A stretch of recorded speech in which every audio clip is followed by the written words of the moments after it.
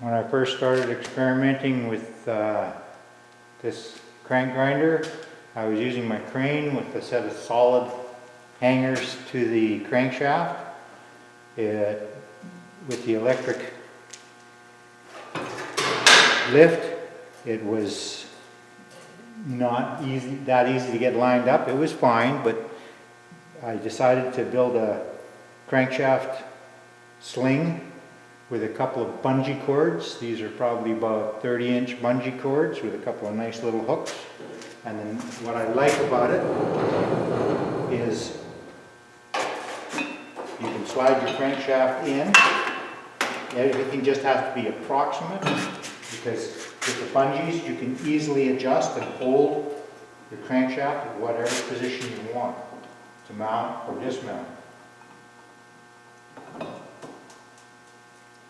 When it comes to dismounting,